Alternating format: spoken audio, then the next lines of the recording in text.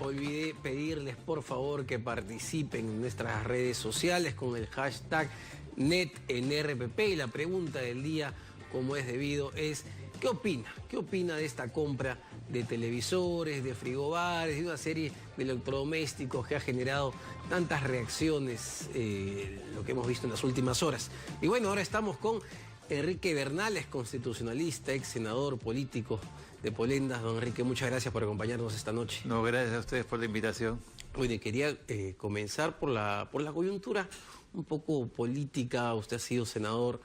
¿Qué opina, digamos, que se dé esta compra de televisores? ¿Está sobrereaccionando ya parte de la misma mala imagen que tiene el Congreso de la República? ¿Cómo lo ve? Bueno, algo de sobrereacción hay, porque en realidad hay cosas que son necesarias y otras que son excesivas. En toda la administración pública, no solamente en el Perú, sino en general, existe periódicamente lo que se llama la renovación de activos. Entre ellos está ciertamente los equipos de radio y televisión, que en una institución como el Congreso son absolutamente indispensables, existan en todas las oficinas y especialmente los congresistas, porque la tendencia actual de la televisión es a la información, a la difusión de la noticia a medida que esta sucede, y es obvio que la información de un congresista tiene que estar en la relación misma del suceso. Lo que puede ser una exageración es el momento en que se decide la compra, aunque debe haber estado programada desde antes, y lo que llama la atención es que sean televisores de 43, que son pantallas casi gigantes, cuando bastaría con una de 30 o 32 a lo sumo, ¿no es cierto? Lo que genera escozor es que esto se dé, digamos, a días de que se dé el Mundial de Fútbol, ¿no? Claro, pero eso puede ser una coincidencia, sin embargo, porque, repito, estas compras no se han decidido ayer ni antes de ayer, sino que la programación viene desde atrás, y en todo caso es responsabilidad de la administración el momento en que lanza la compra, seguramente por procesos de demora en las licitaciones, el concurso de precios o lo que fuera. Lo que sí no lo entiendo es lo de los ¿cómo se llaman? Los minibares, ¿no es cierto? Frigobares. Los frigobares, porque hasta donde yo sé, los frigobares básicamente sirven para acopio de bebidas, básicamente alcohólicas, ¿no es cierto? Que no son justamente las que se usan en el Congreso y no para conservar fríos los alimentos, para eso son refrigeradoras mucho más pequeñas. De manera que eso sí me parece un exceso. Que haya otros equipos como la de desmenuzar papeles, etcétera, es lógico y natural. Entonces creo que hay que ubicar las cosas en un punto en el que se entienda que en ningún país del mundo el costo de un congreso es costo cero, ¿no es cierto? Se necesita hacer gasto. Lo que pasa es que a veces no se explica el momento ni la circunstancia en la cual se hacen los gastos. Es positivo, por ejemplo, y ha surgido nuevamente a partir de esta compra, que de hecho se pasó, ha sido transparente, está colgada en el portal y todo el mundo puede acceder a ella. Digamos, ¿es positivo que el Congreso esté exenta de la fiscalización de la Contraloría de la República? Eso es lo que levanta suspicacias que podrían evitarse, porque es evidente que debería buscarse un punto intermedio, medio aristotélico, si cabe el término, porque es evidente que es un poder de Estado autónomo, pero eso no debiera significar que el funcionario que se nombre sea con conocimiento y conformidad de la Contraloría y con la necesidad de que este funcionario que hace todos los trabajos de auditoría dentro del Congreso informe sistemáticamente a la Contraloría para que en caso de que haya una irregularidad se pueda hacer un control ex post. Entonces creo que ahí lo que ha faltado es un criterio de coordinación acompañado tal vez de un exceso de celo. Claro, porque si, digamos, el que te paga finalmente va a ser el Congreso de la República, digamos, como que te ves maniatado a ejercer realmente una labor de fiscalización sobre la entidad. Es lo que pasa con todas las municipalidades del país. Exacto, exacto. Sí, porque las municipalidades también tienen su propio sistema de Contraloría. Exacto. Pero la Contraloría General no puede quedar aislada del conjunto, porque es un sistema de carácter general que debe, de algún modo, cubrir el conjunto de las instituciones públicas. Ahora, yo quería ir un poco más al fondo, porque claro, el tema de los televisores genera escozor por la coyuntura y todo, pero ¿cómo podremos evaluar? Ya se va a cumplir 2 años, digamos, de que se eligió a este Congreso. ¿Cómo evaluaría el desempeño de este Congreso de la República, que a 2 años tiene una popularidad bastante baja, ¿no? Como casi todos los congresos que han habido. Bueno, y además se trata de una tendencia universal igualmente, ¿no? Y eso se debe a un hecho muy concreto. La modernización avanza a pasos agigantados en todos los sistemas y la administración pública no se queda atrás. Pero es evidente que hay un desfase entre la manera como se moderniza el Poder Ejecutivo, por ejemplo, el Ministerio de Economía y Finanzas o el de Transportes y Comunicaciones, y ciertos rezagos decimonónicos que todavía se mantienen en los congresos, donde la lentitud para modernizar o es muy lenta o no existe, porque no hay un trabajo de estructura administrativa que efectivamente funcione como el aparato que moderniza. Cuando yo he visitado en mis épocas de político senador congresos como en los Estados Unidos, realmente era impresionante ver el poder de la administración, de los asesores. Los mejores abogados egresados de Harvard, por ejemplo, estaban trabajando en las oficinas de los senadores o de los congresistas. Eso no se da en nuestro caso. Entonces quedan todavía rezagos, etapas y procedimientos que son sumamente lentos y que inclusive pueden afectar la propia información con la que trabajan los congresistas. Pongo por caso. En la mayor parte de los casos que se investigan, la información viene del poder mediático. Sí. Lo que la prensa dice, eso se investiga. Si la prensa no lo dice, no existe. Eso está mal. ¿Pero por qué está mal? Porque el Congreso carece de los recursos y de las inversiones necesarias para tener sus propias fuentes de información. O sea, estar colgado con el BCR, con la Contraloría, con la Superintendencia de Banca, con la propia prensa. Entonces, recibe esa información, la procesa y a partir de ello actúa motu propio el Congreso de la República. Pero actuar a retardo de lo que dice la información periodística con las ventajas, lo bueno, lo tendencioso o lo escandaloso que puede tener esa información, es un error. ¿Cuán valioso sería, por ejemplo, contar en el Congreso de la República, más allá de hablar de las dos cámaras que vamos a hablar de eso, contar con áreas especializadas, por ejemplo, en temas económicos, en temas legales, en temas constitucionales, donde un proyecto sea presentado y realmente hay un filtro? Diga, señor congresista, esto no se puede hacer, esto no sirve. A eso iba, es que el trabajo de investigación y el de asesoría tienen que ser multidisciplinarios.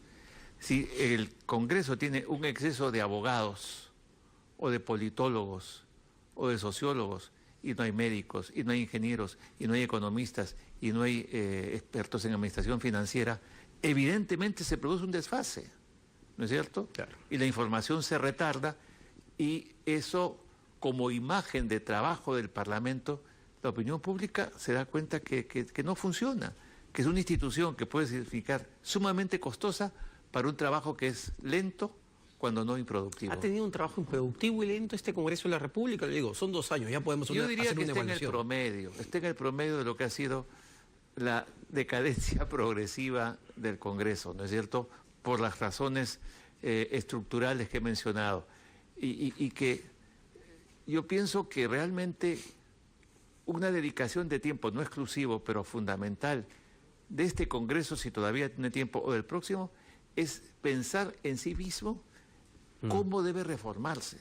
Y esa reforma no debe consistir simplemente en actualizar el reglamento del Congreso, sino los sistemas de trabajo, la información, cómo se procesa, el tipo de procedimientos con los cuales se trabaja, la diferenciación, de acuerdo a las constituciones modernas.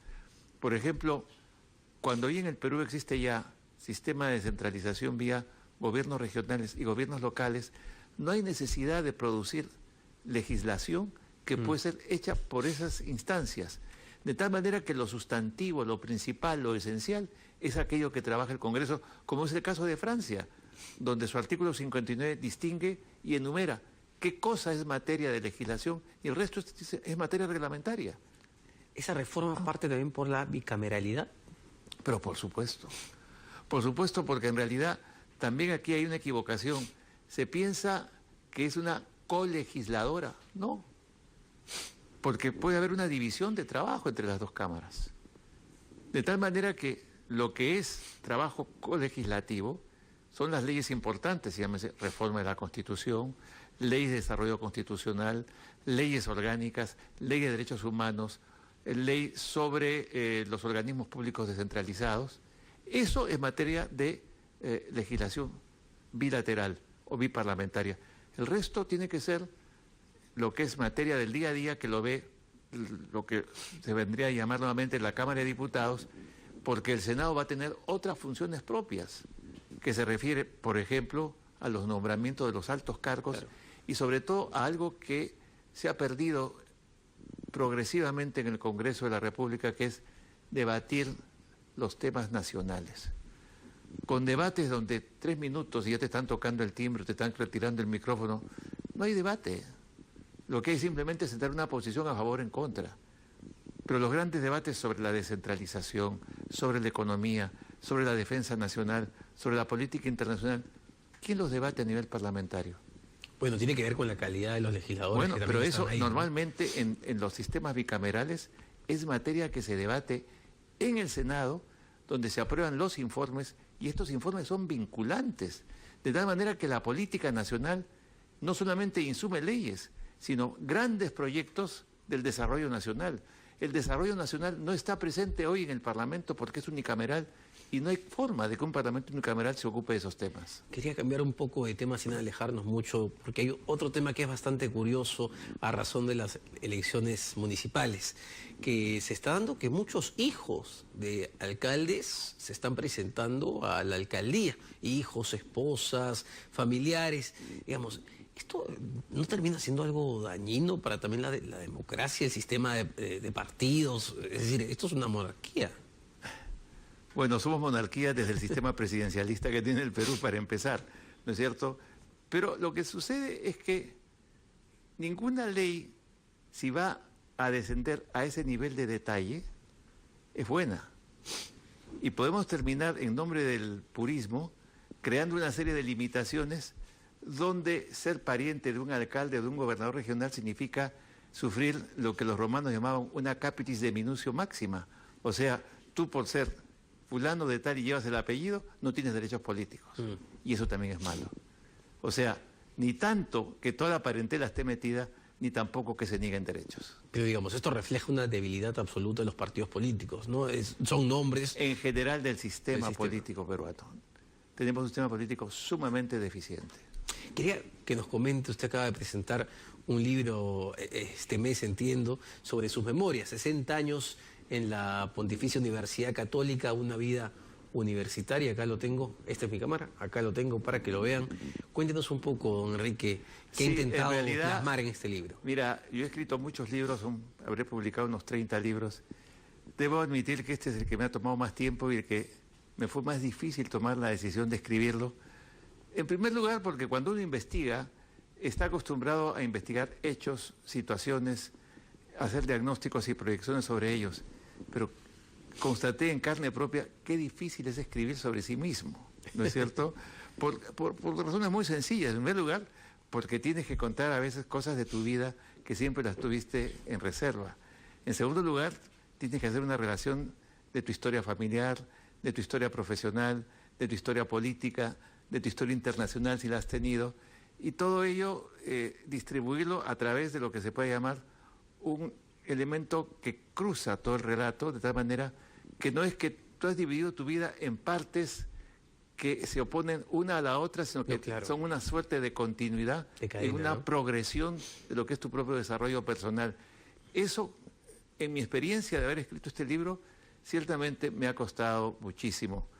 Además, yo nunca quise escribir este libro, eran mis exalumnos, mis discípulos, la gente que trabajó conmigo, los que querían escribir un libro, o que me animaban a que yo lo escribiera. En la medida en que yo me resistí, un día me dijeron, si no lo escribes tú, lo escribimos nosotros, y eso es peor. Entonces fue cuando ya me decidí a escribirlo. Y es un libro que aboca, digamos, a su relación con la academia, con la Universidad Católica, o en general a su, digamos, su vida, sus memorias de los últimos 60 años. Es un dato bien interesante, porque mira, cuando yo ingresé a la Católica, era una universidad muy chica. Apenas éramos 800 alumnos, ¿no es cierto? Pero yo ingresaba a la universidad cuando el país terminaba con la dictadura de Odría y se abría una nueva transición a la democracia.